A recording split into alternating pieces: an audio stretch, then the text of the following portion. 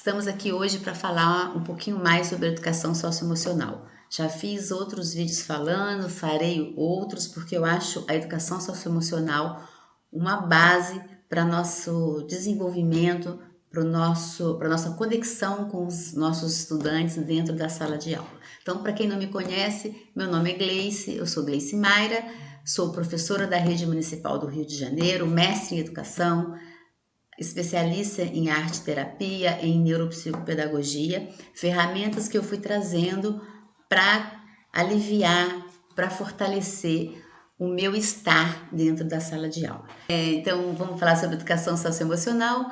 Eu sou filha de Enéia de Oliveira Alves e Marli Fernandes Alves. Uma das ferramentas que eu uso muito também é a pedagogia sistêmica, então eu vou falar um pouco mais em alguns outros vídeos, mas eu acho importante trazer aqui a minha força, né? A minha origem, o meu sistema familiar, que é trazer e honrar os meus pais, através deles que eu cheguei e eu estou até aqui. Então, meu pai e minha mãe, Enéia de Oliveira Alves e Marli Fernandes Alves. E quando a gente está falando em educação socioemocional, a gente está falando primeiramente de uma educação integral. E quando a gente fala de educação integral, a gente não está falando daquela educação que a criança passa o tempo todo na escola. A gente está falando de uma educação que olha para a criança de forma integral, que entende que aquela pessoinha que está ali na sua frente é um ser social, histórico, psicológico, emocional, que tem uma história, que tem uma família, que tem um sistema familiar. Ele não chega ali como uma pedra que você vai colocar todo o seu conhecimento sobre ele. Ele não está ali para você abrir a caixinha, colocar o seu conhecimento e fechar e ele balançar a cabeça que está tudo bem, que ele está feliz e agradecer por isso. Não é isso. A gente está falando de quebrar paradigmas, de repensar o papel da escola, o nosso papel como educador, o papel da família, o papel do estudante.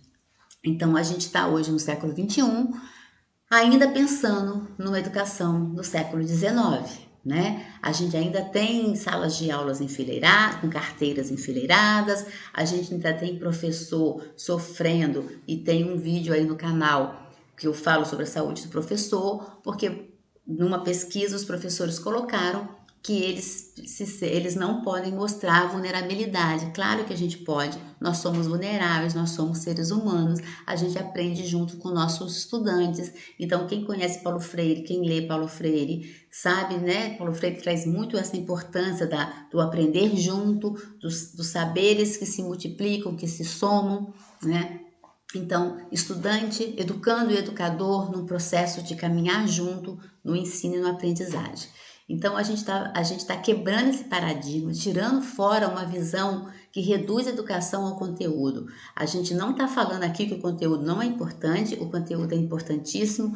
Eu penso, repenso e penso em métodos e penso em ferramentas para trabalhar o conteúdo, para fazer as minhas crianças aprenderem a matemática, o português, a escrita, melhorar a escrita, porque eles precisam disso para se posicionar nessa sociedade, para passar no Enem, mas eu não estou falando somente disso. Até porque, se você não está considerando o emocional da sua criança, você dificilmente vai conseguir desenvolver o cognitivo dela. Ela dificilmente vai aprender se ela estiver angustiado, com medo, com ansiedade, ela estiver com crise de raiva, crise de violência. Uma sala de aula onde as emoções estão afloradas e totalmente fora do controle é uma sala de aula que desgasta estudante e educador.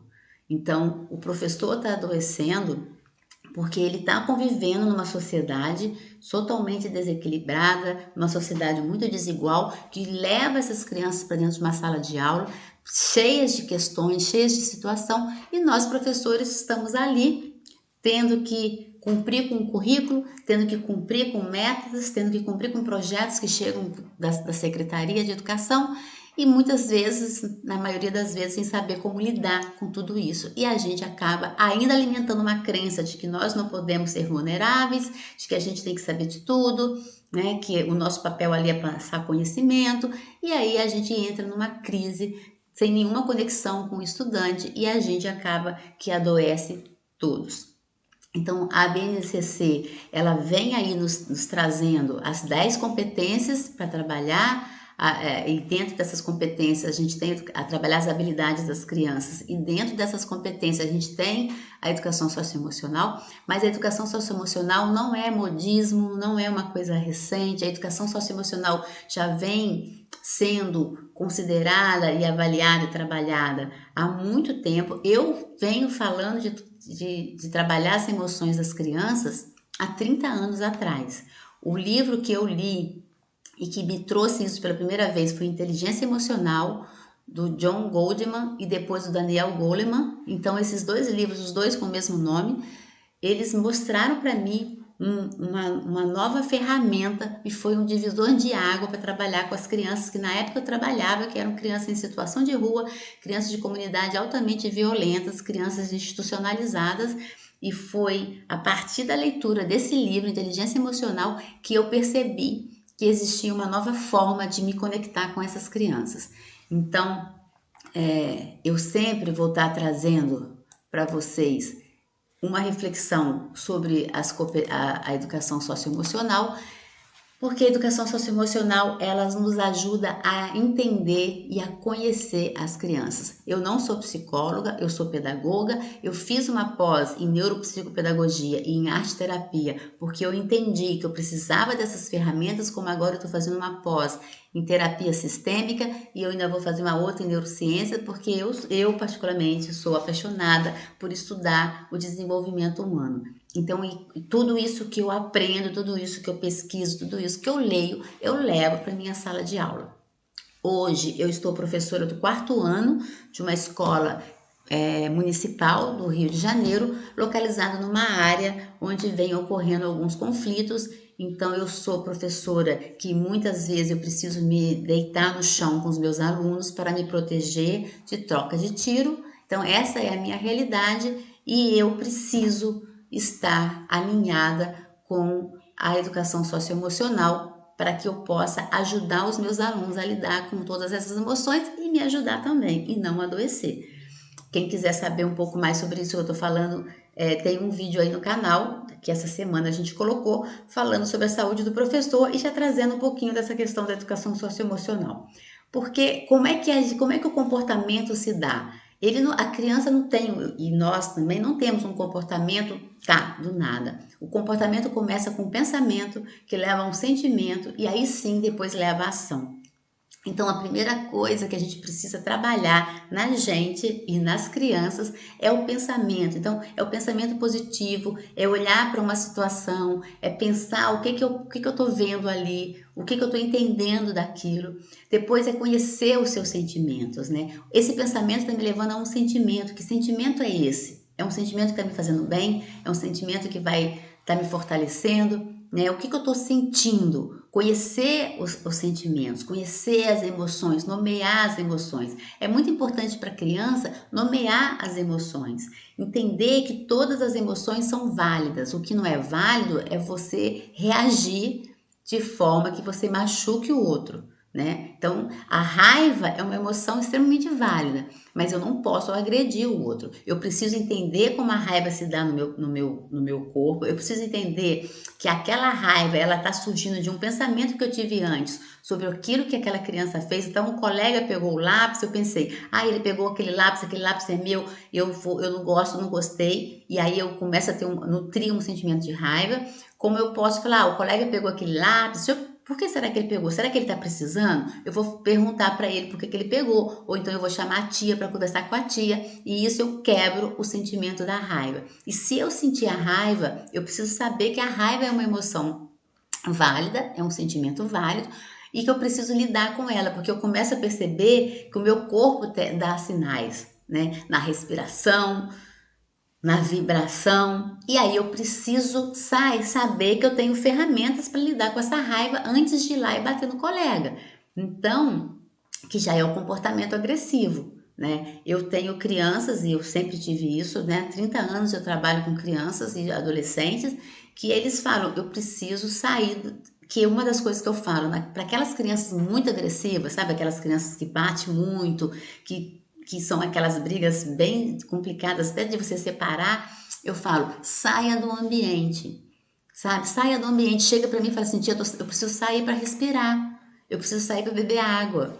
Eu preciso e busque a ajuda de um adulto. E aí, gente, quando a gente está trabalhando em educação socioemocional, a gente tem uma demanda enorme, porque eles começam a buscar a gente para lidar com tudo que está acontecendo. E aí você começa a mostrar que tem questões que eles podem resolver sozinhos, né? Quando eles já conhecem o seu corpo, quando eles conhecem o seu organismo, eles começam a lidar. Uma das coisas que eu mais gosto de fazer para trabalhar a educação socioemocional são as rodas de conversa, né? Então, a minha sala de aula eu vou modificando as carteiras de acordo com a demanda. Então, é trabalho em grupo, é trabalho individual, é trabalho em círculo. Então, a gente faz as rodas de conversa, a gente faz os conselhos de classe. O que são os conselhos de classe? São, uma vez por semana, a gente faz uma roda e só discute questões que aconteceram na sala de aula e buscamos juntos uma solução. Então, as crianças conversam sobre o que aconteceu e buscam uma solução.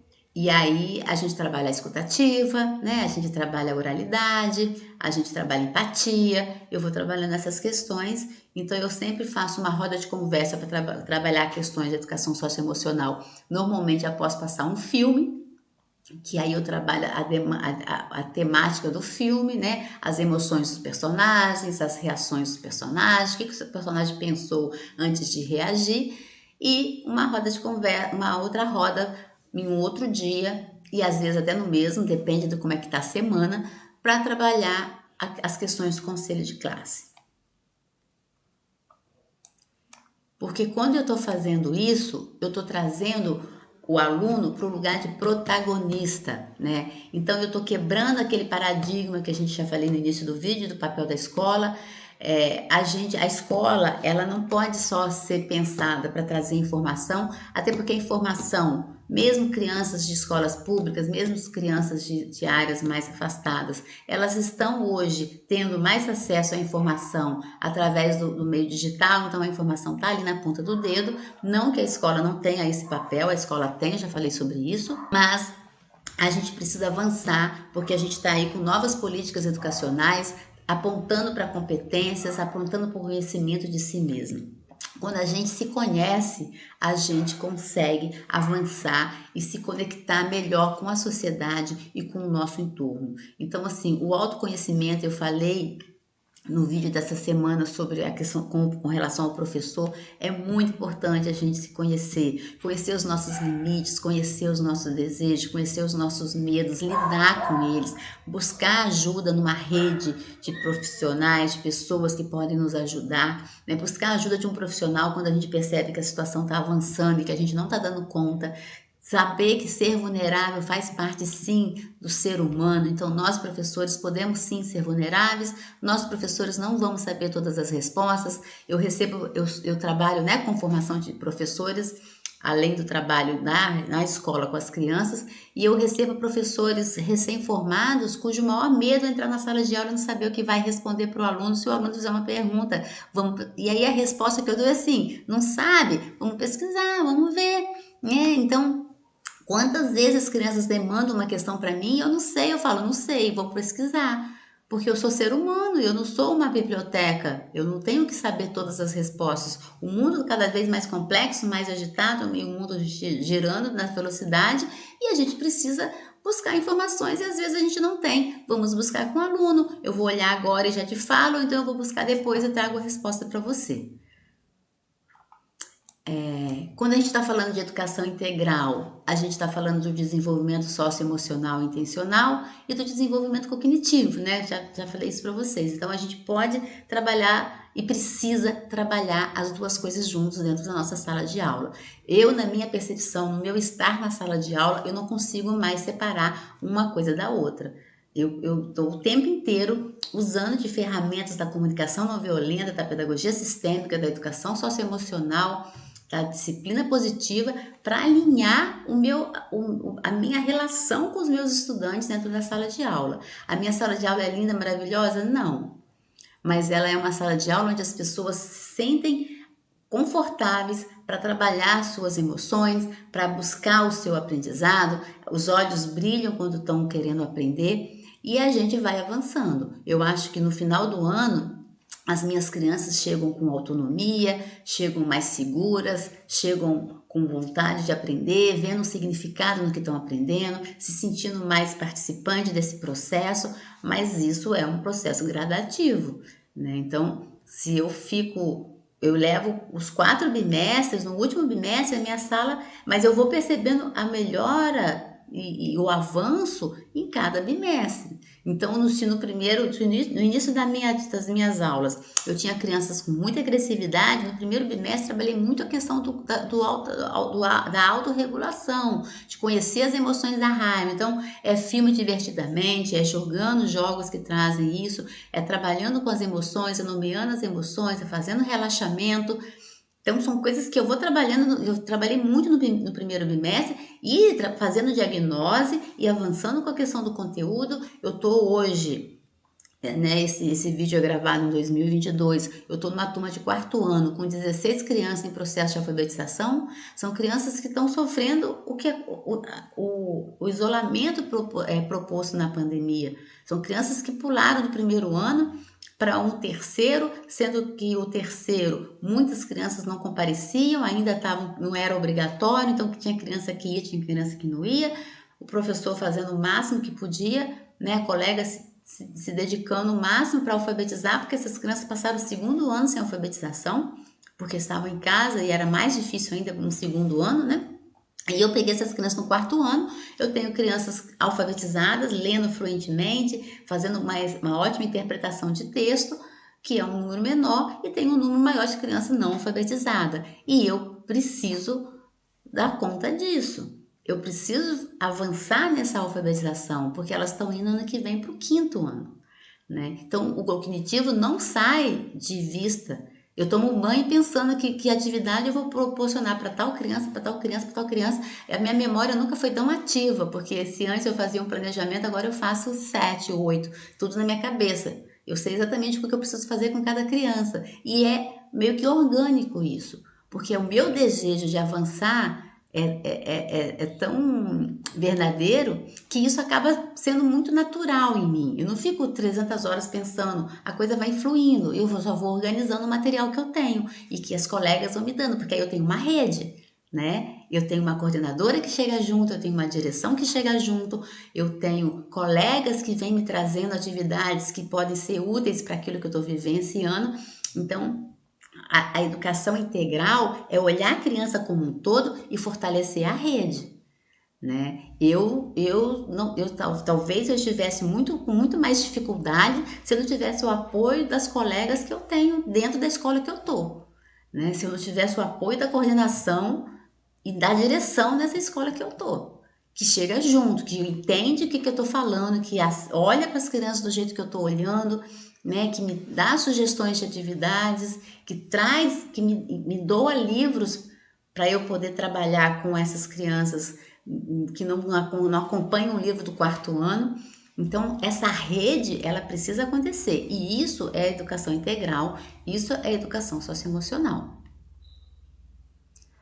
E aí, quando a gente está falando em educação socioemocional, e eu estou falando que a educação socioemocional não é modismo, eu queria trazer um pouquinho os 4 pilares da educação que a Unesco apresentou num relatório que foi coordenado pelo Jacques Delors em 1993. Então, em 93, a Unesco convidou alguns educadores do mundo inteiro para pensar a educação do século XXI. E eles, então, foram várias reuniões andando pelo mundo inteiro, considerando todos os cantos do mundo. Eles pensaram os 4 pilares para a educação do século XXI. Então, essa comissão, como eu já falei, foi em 1993, e eles buscavam e eles tinham claro que esses pilares iam sustentar uma educação para uma sociedade mais justa, uma sociedade de liberdade, uma sociedade de paz, para uma sociedade com justiça social. A gente hoje vivencia uma sociedade extremamente caótica, extremamente complexa, desigual, autoritária. Antes de gravar esse vídeo aqui para vocês, eu acabei de ver uma notícia que apedrejaram a casa de uma criança trans. Então a pessoa se sente no direito de ir lá e apedrejar uma casa porque dentro daquela casa tem uma criança trans, né? Então, aonde que eu tenho o direito de agredir uma pessoa porque ela é trans, ou agredir uma família porque ela acolheu a criança nessa questão de gênero, ou é onde eu me sinto no direito de matar uma pessoa porque é um homem gay ou é uma mulher gay. Então a gente está numa sociedade de extrema violência, numa sociedade onde o feminicídio é altíssimo e onde o número de mulheres que são violentadas, mais da metade são mulheres de 0 a 13 anos, ou seja, são crianças. Eu tenho aqui no canal um vídeo de que eu falo somente sobre isso. Então nós estamos no século XXI, numa sociedade totalmente complexa, onde a gente precisa trazer esses pilares para dentro da sala de aula. E aí, quais são esses pilares? O primeiro dele é o aprender a conhecer.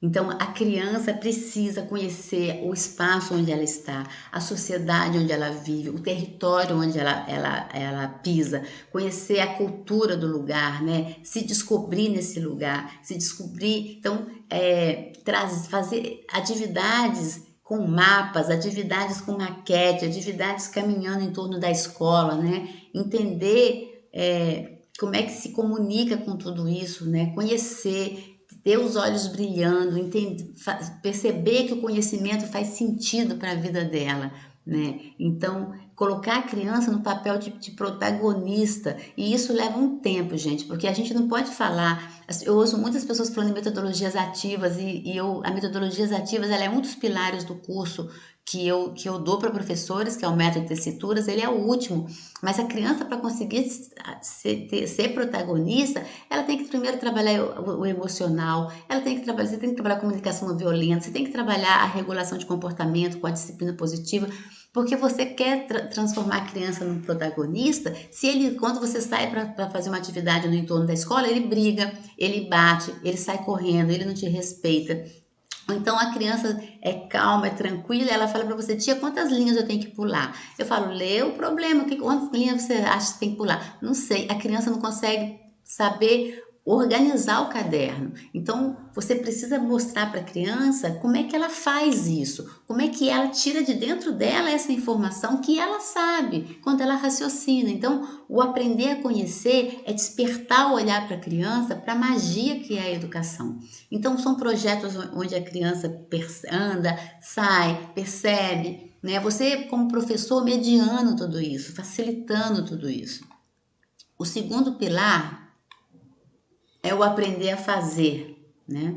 Deixa eu diminuir aqui, porque esse desenho é um desenho que eu acho tão lindo, de uma criança fazendo uma arte naif, né? A partir de obras de arte naif que ela conheceu. Foi uma criança que eu alfabetizei a partir dos desenhos. Era uma criança que não era alfabetizada, era uma criança que tinha muita dificuldade no processo de aprendizagem, já estava no 3º ano, mas não conseguia escrever absolutamente nada, mas desenhava e amava desenhar. As crianças gostam muito de desenhar, ela tinha um talento e eu comecei a explorar isso e passei a alfabetizar a partir das imagens que surgiam nos desenhos dela.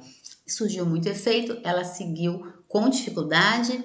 É uma criança que vai apresentar sempre dificuldade, apresentou, né, dificuldade nos próximos anos, mas ela já estava avançando no processo de alfabetização. Então, o aprender a fazer é conhecer e quando você conhece, você sabe como fazer, você busca fazer. Tem uma questão ligada à questão do profissional, né, da criança, do adolescente, do jovem, saber o que quer para sua vida, né, buscar uma profissão que faça sentido para ele, se sentir seguro nessa profissão, e é também o aluno colocar em prática aquilo que ele está aprendendo. Então, a gente está falando em conhecer território, vamos trabalhar com maquete, vamos fazer uma maquete? Então, todo ano eu trabalho com as minhas crianças, o projeto chama Lá Onde Eu Moro. Eu começo fazendo um biomapa, que é uma metodologia que aqui no canal também eu já falo sobre ela. Depois desse biomapa, a gente transforma numa maquete e depois a gente transforma a maquete numa entrevista com as pessoas que moram na região. Então eu trabalho português, trabalho montagem do conteúdo da entrevista, trabalho oralidade, trabalho performance. E as crianças vão olhando para esse território, nessa maquete, no biomapa, eles apontam os pontos positivos, os pontos negativos, criam um plano para melhorar, observam onde ele e a família podem fazer, o que eles podem contribuir para melhorar aquele lugar. Então, o aprender a fazer está ligado a toda essa questão. E para isso você tem que estar trabalhando a questão socioemocional, a criança precisa estar entendendo tudo isso que está acontecendo.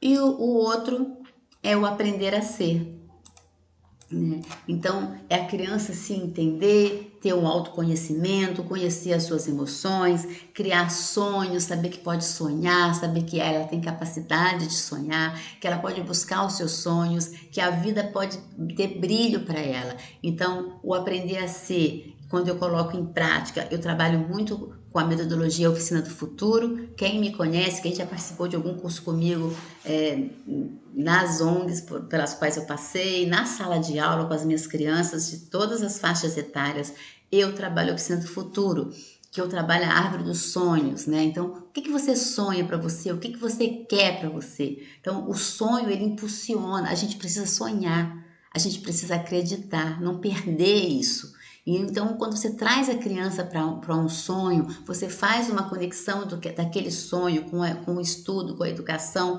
Então, estudar está interligado com o seu sonho, né? O que você quer? Qual o caminho para você alcançar esse seu sonho? Quais são as dificuldades? Aí a gente tem o muro dos desafios que você vai ter que superar para chegar nesse sonho. Aonde que a escola pode te ajudar nisso? Pode colaborar com você? Então, quando a gente está falando em aprender a ser, a gente está falando no indivíduo, do membro de uma família, de uma coletividade, do cidadão e produtor, inventor de técnicas e criador de sonhos, né? Esse é um trecho que está lá no relatório. O relatório tem 300 e poucas páginas, mas é bem interessante, vale a pena, está disponível em PDF, na internet. Eu tenho esse relatório, se você quiser, coloca aí no comentário que você tem interesse, deixa o seu e-mail ou me manda isso no direct lá pelo Instagram, que a gente caminha para você esse relatório. É um relatório muito, muito gostoso de ler, muito fácil de ler e que nos movimenta e nos mobiliza para nos tornarmos uma ferramenta na educação, para trabalhar e para ter na nossa sala criadores de sonhos. Eu acho isso muito forte, muito bonito. E o último dos pilares é o aprender a conviver, né? Que é a nossa grande dificuldade na sala de aula, na nossa sociedade, que é o conviver junto. Então, saber respeitar o outro, ter escuta ativa, ter o olhar empático, trabalhar a empatia, né? Fazer os trabalhos em grupos, né? Como é que é as aulas de educação física, né? As crianças acabam brigando, acabam tendo mais conflito, porque ali elas não estão sentadas na cadeira. Quer dizer, você pega uma criança, coloca ela a semana inteira sentada, um atrás do outro, umas carteiras enfileiradas, fazendo atividades sozinhos. Aí na educação física elas trabalham em conjunto. E aí elas brigam, elas acabam não conseguindo fazer isso. Então, não tem foco, né? O corpo começa a querer soltar tudo que estava reprimido. Então, o aprender a conviver é você mediar isso, né? Então, sem dúvida, essa aprendizagem representa, hoje em dia, um dos maiores desafios da educação, passando a descoberta do outro necessariamente pela descoberta de si mesmo. E por dar à criança e ao adolescente uma visão ajustada do mundo e da educação, seja ela dada pela família, pela comunidade, pela escola, deve antes de mais ajudá-la a descobrir-se a si mesmo. Só então poderão verdadeiramente pôr-se no lugar dos outros e compreender as suas reações.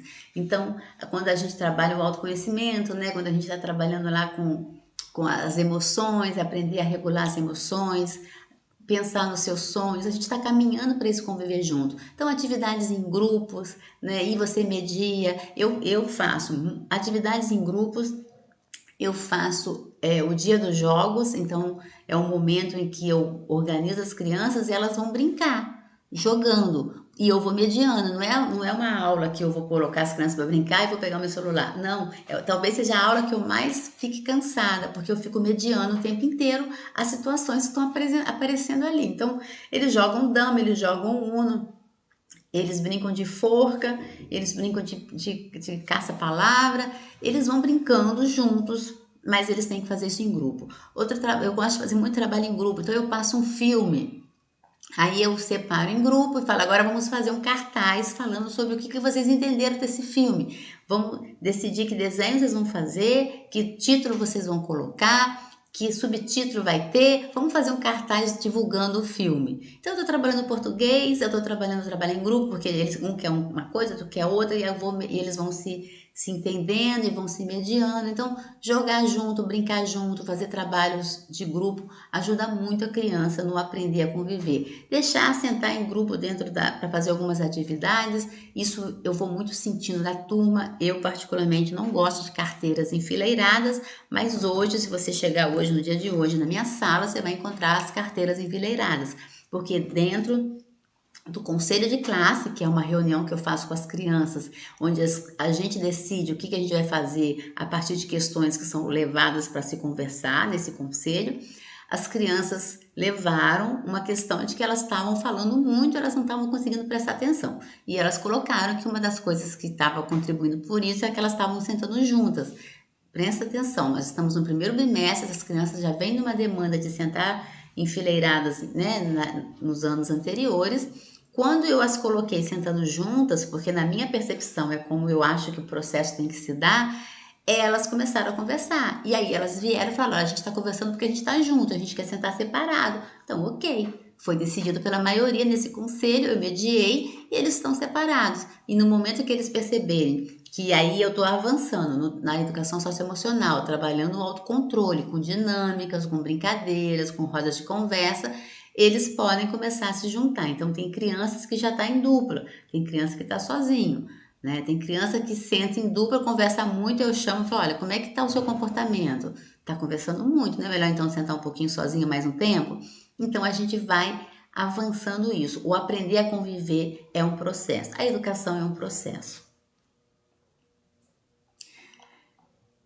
Então, é isso. Queria agradecer a participação, né, de você. Se você chegou até aqui, se você gostou desse vídeo, se isso fez sentido para você, curte aí, compartilha com algum professor, se inscreve no canal, me segue lá no Instagram, procura outros profissionais de educação que você acha que estão entregando conteúdo que seja interessante para você, fortalece essa rede. A gente precisa fortalecer a rede de educadores, né? A gente precisa movimentar essas informações, trazer para uma reflexão. Escreve se você não concordou com alguma coisa de forma respeitosa, porque a gente vai estabelecer um diálogo a partir do seu ponto de vista. O que eu estou falando não é uma verdade universal, eu estou trazendo apenas uma questão, uma das milhares de maneiras de se falar sobre educação socioemocional, mas existem outras formas de pensar a educação, outras, e a gente pode sim estabelecer um diálogo. O Locus Educação é um espaço para isso,